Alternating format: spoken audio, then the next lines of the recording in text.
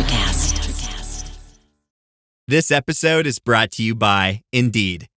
When your computer breaks, you don't wait for it to magically start working again. You fix the problem. So why wait to hire the people your company desperately needs? Use Indeed's sponsored jobs to hire top talent fast. And even better, you only pay for results. There's no need to wait. Speed up your hiring with a $75 sponsored job credit at Indeed.com/podcast. Terms and conditions apply. Wish you could become a morning person? You know the type, up before the sun, early morning runs, first one to the office with donuts and a smile. How do they do it? Easy. With the new Galaxy Watch 8, sleep tracking and personalized insights from Samsung Health help you improve so you can wake up to a whole new you. One who, dare I say it, skips the snooze? It's possible. Train your sleep with Galaxy Watch 8. Learn more at Samsung.com. Requires compatible Samsung Galaxy phone, Samsung Health app, and Samsung account. It's not day or night. It's kind of half night, you know?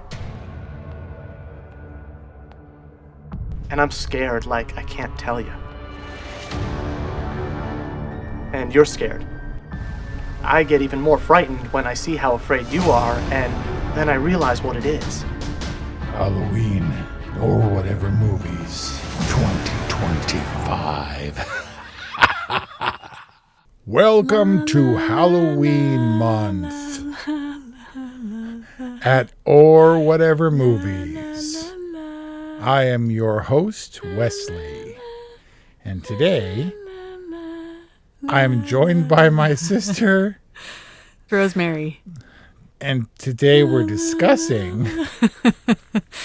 from 1968, Rosemary's Baby. I'm a little bit afraid to touch this movie. Why? Because I am a dude. And this is the story of a young woman with her whole life ahead of her and her whole motherhood ahead of her. And then she is relentlessly, what are we calling it? Gaslighted? So she's gaslit for sure, to where she thinks she's crazy. But then she also, like, it's indisputable. So she's railing and calling them witches and thrashing. And they're like, you're hysterical, honey, or whatever. And then if she's not being gaslit, she's being dude-splained basically everything. About her body, about her pregnancy, about what they're going to do, and all this stuff. For little Mia Farrow, who was a kid when she made this movie. How old? 22, maybe. Wow. And directed by the notorious Roman Polanski. So basically, this movie is one giant taboo. Is that what you're saying? Pretty much. And yet still makes its appearances on top horror lists, which is why we're discussing it. I'm calling this our classic selection for 2025's Halloween season here at Or Whatever Movies. You know, movies pose these hypothetical questions that usually sum up the theme of the film. But I don't think that the question for Rosemary's Baby is, what do you do if you find yourself the mother of Satan? Like, I don't really think that this is a movie about motherhood as much as the ending might make us believe that it is. Is the son of Satan also Satan? You mean like God the Father, God the Son? Right. I think this is like the Trinity of the devil, because Satan is a demon that can't take physical form, and this is his only begotten son, Adrian. I wasn't clear from the rape sequence. Is Satan actually doing it with Rosemary, or is Satan like possessing Guy as Guy I don't know. rapes his wife? I don't know. That wasn't Guy. It wasn't John Cassavetes in the devil makeup with the tiger eyes. If Satan can't take physical form as a concept, is it like Sauron?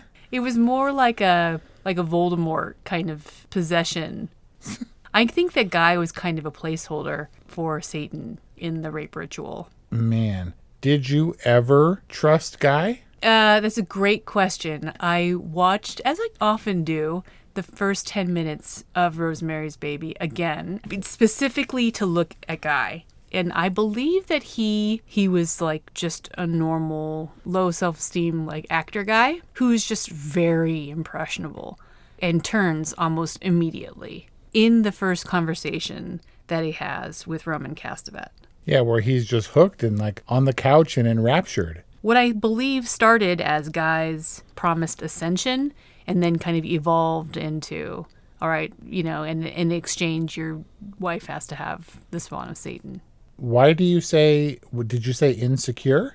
I mean, for him to make that turn so quickly and so dramatically, he must have been harboring some very deep insecurities.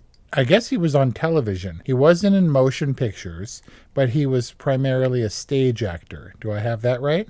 She says like 5 times that he was in 2 plays and then he does a lot of commercials and radio. So I guess that's television commercials, right? Yeah, sure. But apparently he was the man parlaying all that into a freaking apartment in the Dakota on Central Park West. Yeah, I was wondering about that. Not only do they rent or lease like a bomb-ass apartment, but they also furnish it with like $200 chairs. It was all him. She's like, "Can't we buy it?" And he's like, "Sure, honey, we'll get that next week or whatever." Yeah, it was the New York American dream to get your Central Park apartment. You watch the beginning again. Was the framing weird? What was everyone looking at? The elevator man, there were these knowing glances, and I was like, this is a scary movie, so something is happening, but I wasn't sure what it was. Did you know what it was? The guy showing them the apartment, and were you looking for the clues in an otherwise totally innocuous beginning, maybe kind of like The Exorcist? Yeah, the spidey senses are always up, like the moment a horror movie starts. Especially one that comes with such expectation like Rosemary's Baby. Though I could not explain the weird elevator look other than we had to establish him and show his face so that we could see it later when she's basically running for her life. All the other weirdness I kind of just chalked up to their little inside jokes. Rosemary and Guy, they're just yucking it up kind of the whole time. They're going to make fun of the leasing agent the moment that they're alone. I think that they're just young and playful and kind of just being silly. Now that I'm thinking about it, when Guy is like, no, once we befriend the old folks, then we can't get rid of them. And that's a wise thing. I was like, you go, Guy. I'm totally on board with that. And then he's enraptured and entranced by Roman. Did Roman make Donald Baumgard go blind? Yeah, he and the coven sourced all their power and together made him go blind. And they also killed Rosemary's friend. Hutch. Hutch was the glove. Donald was the tie? Donald was the tie. Yep. Good for her that she had the guts to just call up Donald and be like, so how did it go down? And it was interesting, the filmmaker's choice to not give us the scene, where Guy is telling her about seeing Donald. We don't really even know that until she calls up Donald. But she obviously has the intel from having the conversation with Guy. Roman Polanski gives us just enough information to understand what's going on. Yeah, and so she was that confusion was evident. Which is the scene in which she kind of pieces it together that the coven is orchestrating everything behind the scenes? One of those scenes, supposedly that scene, is the scene during which Mia Farrow was completely blindsided by her then husband, Frank Sinatra, who did not like this script, didn't want her to do it, actually served her divorce papers on set, had his lawyer walk onto set, hand her the divorce papers, and Roman Polanski's like, use it, keep going. So they shot at least one of the scenes in which she kind of figures out what's happening. Very emotional, raw stuff. She's parlaying this heartbreak into her acting. Man, I feel like this explains so much of Mia Farrow's fragility later in life. How could this not have been a traumatizing experience for her? Mia Farrow went through some trauma in life. Yeah. At the hands of canceled dudes. But 50 years later, when she's doing some of these interviews, looking back at Rosemary's Baby, she speaks fondly of Roman Polanski, who said that he had a great vision and this is the movie that made her a bona fide star. Roman Polanski's issues didn't have anything to do with this movie, having predated that, who went on to his own real traumas, which A few people have called the curse of Rosemary's Baby, or Rosemary's Curse. That Roman Polanski's life has been cursed? With the thing with Satanists, supposedly, and with Sharon Tate, who was pregnant, very pregnant. Like, it just mirrors a little bit too closely. John Lennon outside the Dakota 14 years later, and the composer who wrote all of the music and then fell off a cliff, went into a coma and died, and never got to see his composition for Rosemary's Baby come to the screen. Oof. And so supposedly Rosemary's Baby started the curse of the people and that building and led to its notoriety. But so much of this stuff, as we talked about Roman Polanski's purposeful direction, and he also adapted a very popular book, so he's also the screenwriter. Why is this movie set in 1966 when the film was released in 1968? Because Adrian, as he was later called, his due date was 6/66, sometime during June. The Tanis root doesn't exist. Even today, people like botanists and stuff, people ask about Tanis root. Didn't exist. Could be an anagram of Satan. There was a phone number that if you match the letters to the dial, the keypad, spell out Satan or hell or something. And all that little stuff. I don't know. I guess it builds up over time. And do we credit this to Roman Polanski? Someone said that Roman Polanski, at one point in his career, wasn't aware that you could wildly adapt material to a screenplay. Like, directors can and do change the hell out of stuff. And he changed the hell in this book directly to the hell we see on screen. Someone called it the most faithful adaptation of a book in Hollywood history. That's wild. I'd be curious to do a side-by-side.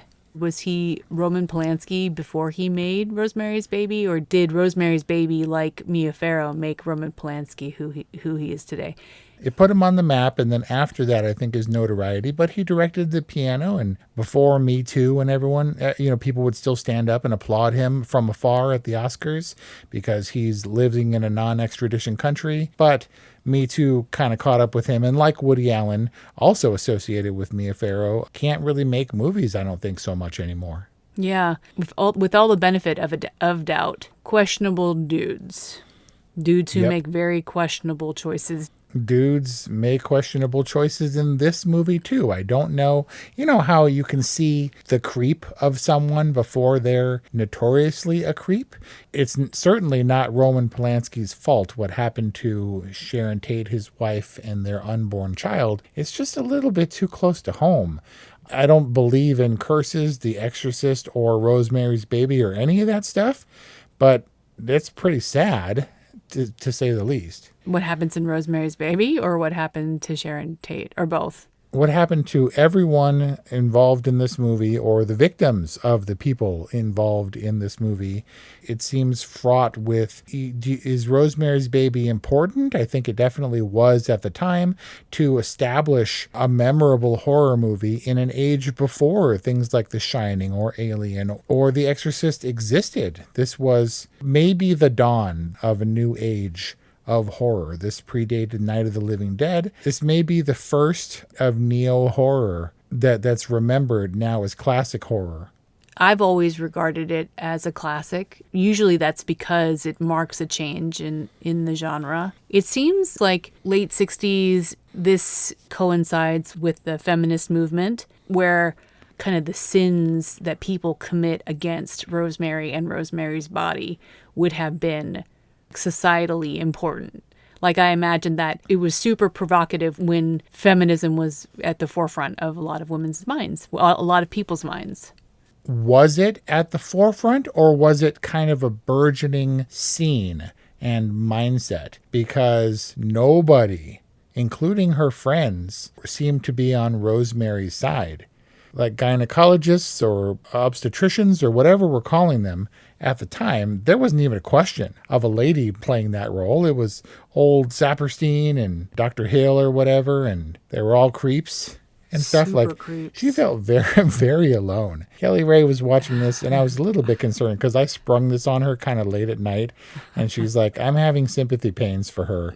Because Rosemary was having a tough time in a world of dudes. Isn't that the ultimate horror of Rosemary's Baby? The extreme isolation that she's subjected to? And isn't that also the main tactic of cults and these kinds of fringe groups? Like, the idea is to isolate you from anyone who can tell you what these people are doing to you is wrong. You're talking about it was the dawn of an age of women in terms of their rights and bodily autonomy and stuff like that. That definitely happened in the 60s. But in 1968, when people walked into the theater, were the majority of audiences like, this chick is crazy, like, she's hysterical? Or were they all on Rosemary's side, audiences thinking, oh yeah, she's tapped into a thing she doesn't understand. Boy, I hope she gets out of it. Because until she confirmed, and this is a fairly long movie, I think for the first hour, the audience mindset for the time wasn't going to be sympathetic for her. Hard to, maybe ask Mom about that. I was certainly on her side the whole time and didn't necessarily blame her for any naivete or, how do you blame Rosemary for not trusting her husband? Finished training for the day? Time to fight post-workout fatigue with Core Power Protein Shakes. They're packed with 26 grams of high-quality protein to build muscle and electrolytes to help hydrate. The nutrition you need to help your body replenish, rebuild, and repair post-workout so you can power on to the next one. Champion your recovery with Core Power. Visit corepower.com to learn more. The family that vacations together stays together. At least, that was the plan. Except now, the dastardly desk clerk is saying he can't confirm your connecting rooms. Wait, what? That's right, ma'am. You have rooms 201 and 709. No, we cannot be 5 floors away from our kids. The doors have double locks. They'll be fine. When you want connecting rooms confirmed before you arrive, it matters where you stay. Welcome to Hilton. I see your connecting rooms are already confirmed. Hilton, for the stay. I don't know, but she didn't have the support to carry out any of her concerns. It looked like she was going to pack to leave. That just didn't seem to be really in the cards. But you know what my issue with Rosemary's Baby is. Well, is it my issue, which is Guy being like, they said they weren't going to hurt you. We got the pool in Beverly Hills waiting for us. Dude, I'm picking up the vibe that Kelly Ray's got going on next to me. And Guy, when he's established as being horrible, she was like, what a fucking asshole. And I'm like, there it is. There it is. But Guy, because I knew this was a scary movie, and I had seen Rosemary's Baby before, but it's been at least 32 years. Wow. Since I've said, so I don't remember it very much. But when Guy, when he first came on the screen, I did not trust John Cassavetes for a second. He was totally on crack. He was lurching around and he was so brusque and so forceful. But that was masculinity. That was... Yeah, I guess that's what I'm saying. But she was so innocent and childlike. I didn't like him for a second. But I wondered if that's how he was supposed to act, if that was his John Wayne kind of thing. I think he was supposed to be masculine and charming, but also deeply flawed and insecure. He finds comfort in his superiority in their relationship because he feels inferior in his profession when the leasing agent is asking if he would have seen him in anything. He makes a big joke out of it, like, oh yeah, I was in Hamlet or something, and he makes up stuff like it's a big goof or whatever. But I think that it's founded to not like the Guy character because we don't get much time with him before he is distinctly against Rosemary. There's basically like 3 or 4 scenes, and even in those scenes, he's kind of a douche. No, I completely agree. So is Rosemary the innocent, very painfully young, super pretty, sympathetic heroine that all the dudes are trying to subjugate? Was she being positioned by the filmmakers as being strong and outspoken, standing up for herself, insisting they all be witches? All of them witches. Yeah, that was so great. The misdirect with the anagram. I think that it's easy to confuse what makes Rosemary vulnerable. She's not vulnerable necessarily because she's young or because she's innocent or maybe naive. She's vulnerable because she's isolated and because she's pregnant, which is an extremely vulnerable physical state to be in. That in some ways, I think, merits sympathy and courtesy. I remember probably too late in my pregnancy embracing the idea that I should let people hold open doors for me, or I should let people carry my bags for me, because it's a good thing to do. I don't know if I would say it's like the right thing to do, but it's a good thing to do, and it's a good thing to accept in a particular, physical state in your life. And so a lot of what makes her so vulnerable is not a fault of hers or a choice of hers. She attempts to be heroic as possible with what she's got. Okay, I gotta say it because you're not going to pick up on it, and I just have to let it go. But it's dangerous. It's very dangerous territory. Okay. Mia Farrow, apparently, she had a lot going on. Real personal heartbreak and drama, and lost weight. And once she started losing weight, she felt that it would be good for the character, and Roman Polanski was inclined to agree.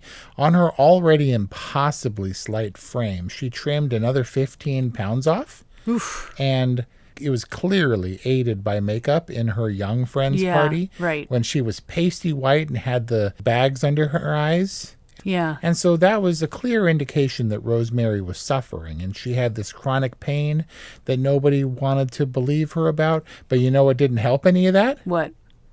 That terrible haircut. Stop. Is it a haircut that made movie? her look like a Children of the Corn. See, that's my question.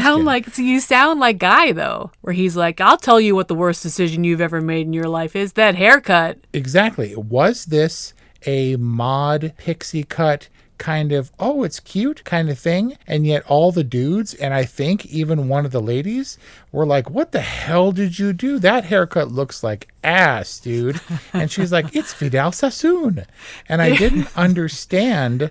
I guess Mia Farrow had that haircut. She was on Peyton Place. She was on a TV show. And that means the rest of it was wigs. And when she lost that hair, it really aided in her being sickly. But she was sticking up for that hairstyle. Like, I love it.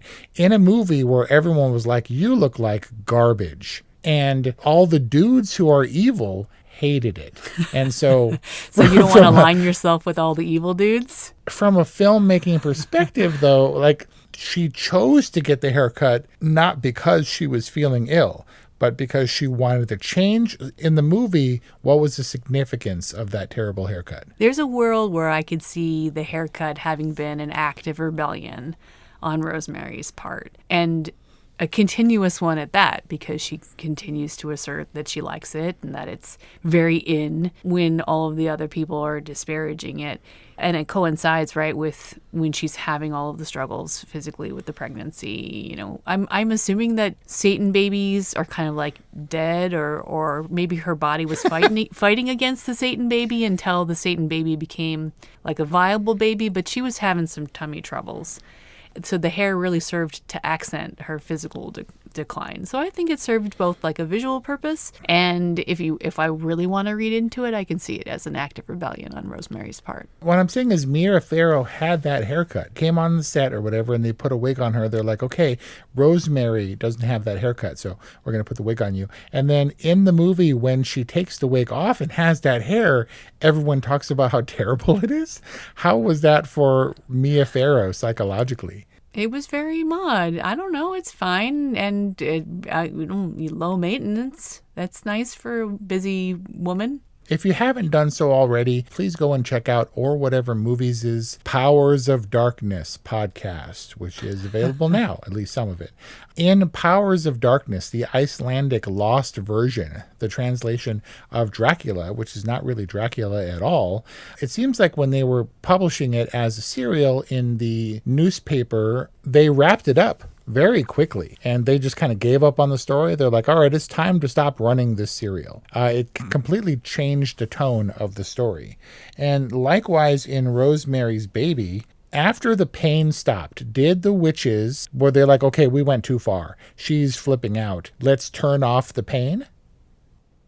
because she's like, I'm not drinking that sour cream and onion juice anymore, and I'm not doing what Saperstein says anymore. And they were like, we went too far. Let's dial it back, and they turned off the paint. I don't think so. Why would they have had the paint on in the first place if it wasn't necessary and it could be turned off at any point?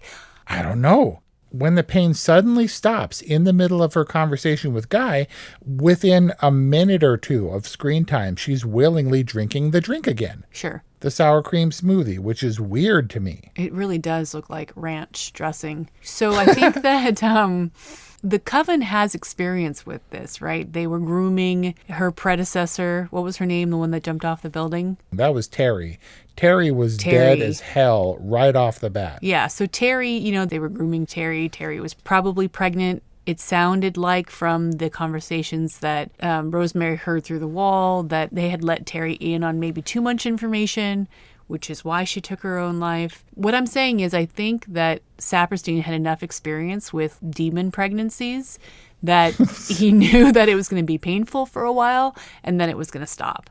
And it was just that she was at her breaking point in not believing Dr. Saperstein, where she was like, I'm done. This is over. And then just like he said, it's a weird coincidence, but it sounds like that's just how the demon pregnancies work. It is weird because she started drinking the drink again and put the Tannis root amulet thing back on. I was like, why are you putting that back on? Why are you confiding in Saperstein? Why do you trust Saperstein all of a sudden?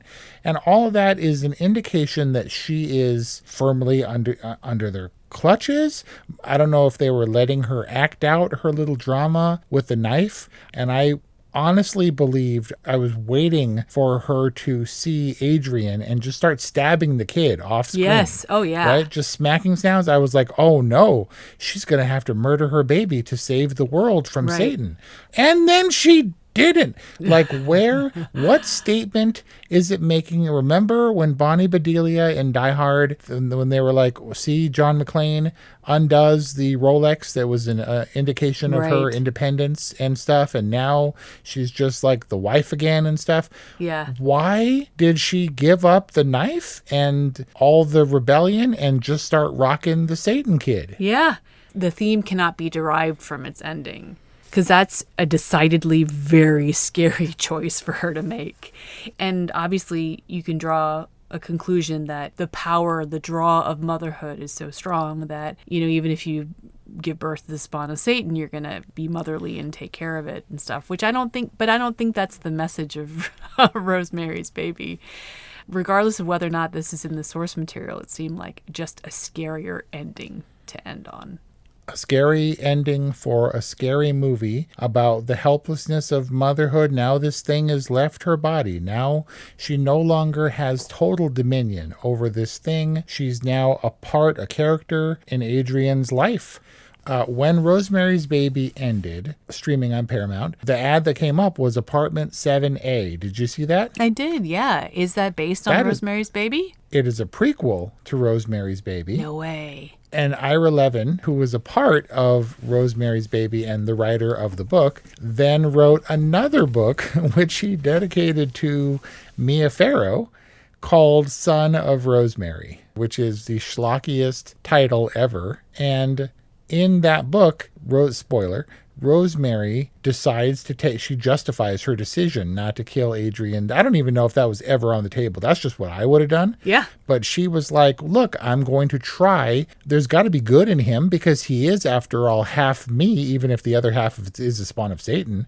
But I'm going to try to bring out that good that I know is deep inside and influence my child in as positive a way as possible. That is the extent of my knowledge about Son of Rosemary. I haven't seen Apartment 7A, but it's all out there. There's a further story. This isn't just like she is like, hail Satan or whatever, but it's complicated. I don't know that I'm going to get too into the Rosemary universe, but there's a lot going on and it was scary and I had sympathy pains for different reasons, I think, than Kelly Ray, but I got a few chills when they all in unison start shouting, "Hail Satan." I don't even believe in Satan, and I was like, oh, that's freaky. Is it somehow scarier that the main Satan women are Minnie and Laura Louise? Like the most mom-dowdiest? Is that the word? Maybe they were more witchy looking, even though apparently it's common knowledge that when you do witchy shit, Rosemary's Baby style, you got to be naked to do it.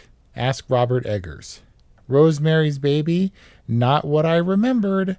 Scary in its own way, but scarier maybe more to figure out how to talk about it as a dude in the modern age. Did you like it? I liked it, but more than it kind of stuck with me in this uncomfy dread. Is like, do you like savory yogurt, like Greek yogurt, like raita with Indian food? I like it, but it weirds me out a little bit because yogurt's supposed to be sweet. And this was not sweet. This was savory yogurt. And you're a little bit worried that the onion smell is actually the smell of the yogurt turning. So I liked it, but with kind of an icky undercurrent. There isn't a lot going on screen, but you feel the tension and the dread in her isolation. It's basically like, Rosemary's head or Rosemary's apartment is the cabin in the woods, where she's so isolated and does not have access for help, is completely outnumbered, the underdog in this situation with no real chance of winning or getting ahead. It's pretty bleak there at the end. Rosemary's Baby is kind of an important film, Wes. I don't know if it's like important for the times, important for cinema, important for or whatever movies, but raising a lot of questions. You said it, albeit inadvertently. BROSmary's Baby. BROSmary's Baby. So check out Halloween 2025 at orwhatevermovies and 4 previous years of Halloween programming, orwhatevermovies.com, or wherever you get podcasts. We hope you enjoyed this episode of Rosemary's Baby. Thanks for listening, and we'll see you next time. I'm Iris, your host of the Powers of Darkness podcast. Who wrote the mysterious lost version of Dracula? A group of historical researchers and authors will do anything to find out. Lust, money, betrayal, power. It's all here in the Powers of Darkness podcast. Available October 2025. Ever thought about starting your own podcast? Do you have a business or a message you want to share with the world? Well, now it's easier than ever with Electricast. Hi, I'm Mark Netter. And I'm Peter Rafelson. We're the founders of Electricast Media. Whether you want to start a new podcast or already have one, join Electricast to grow your audience, monetize your content, and build your community. With our simple sign-up, you get free promotion, world-class analytics, premium ads, and personal support. Go to electricast.com and join our community today. Electricast. Transform your influence. Electricast.